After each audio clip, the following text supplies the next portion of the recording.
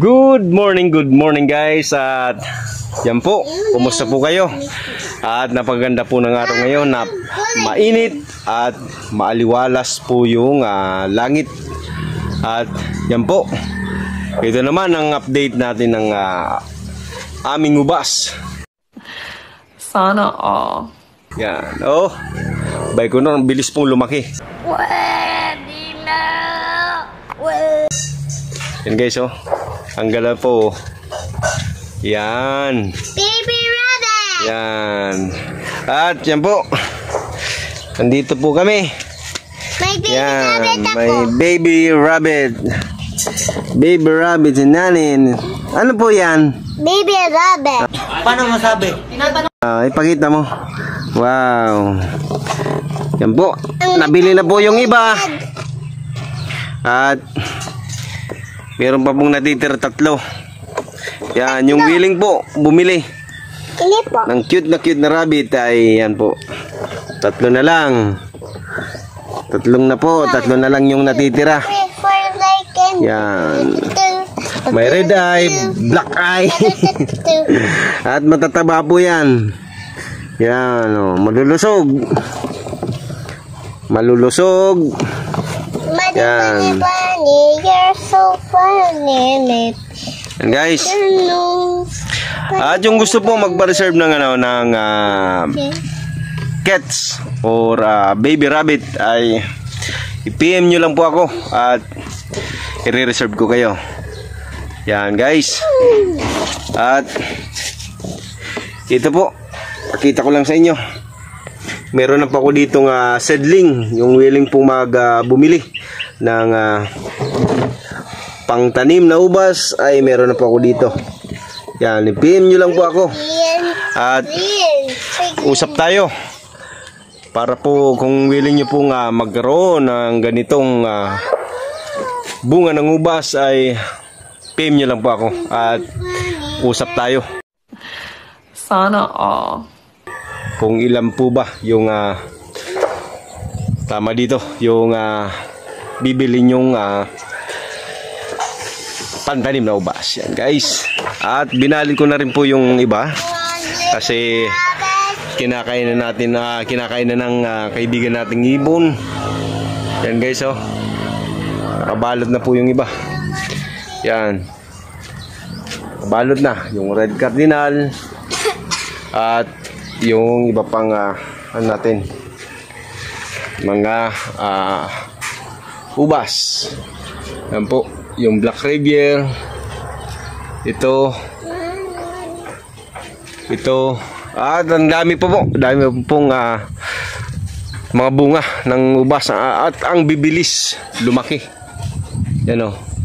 Kaya po yung willing bumili ng seedling, magpa-reserve po kayo sa akin at yan, i-reserve ko po kayo nito. May 4 po tayong variety ng ubas. Yung Baikonur, Green Brazilian, Red Cardinal at yung Black Rivier. Yan guys, oh. Ang haba ng balso. Yan. Dami po. Yan guys. Yung willing lang pong bumili. Yung gusto ring subukan ang pagtatanim ng ubas. Yan. Ang ubas po ay hindi po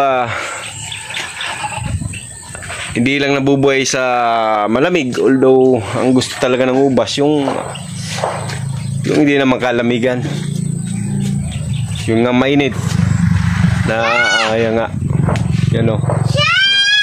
Gusto po ng mainit na klima at ang dami po yan sa uluan ko. Dahil pa pong nagsisilabasang bulaklak.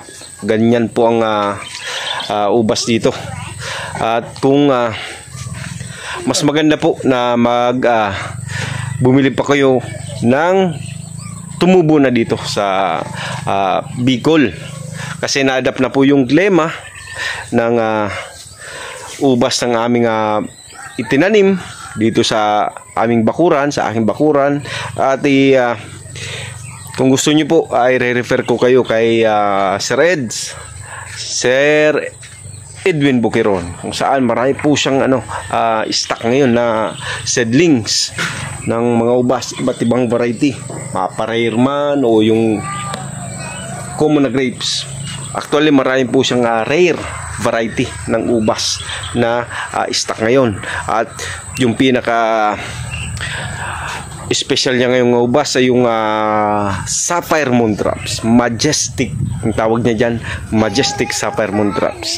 Ang ganda po ng variety na yan, at siya lang po mismo ata ang nakapagpabunga ng marami dito sa Bicol. Yan, kaya yung nga po, yung price kung tatanungin nyo ay may kamahalan syempre, kasi nabili niya rin ng mahal yung ubas na yon, yung variety na yon, siyempre para makabawi.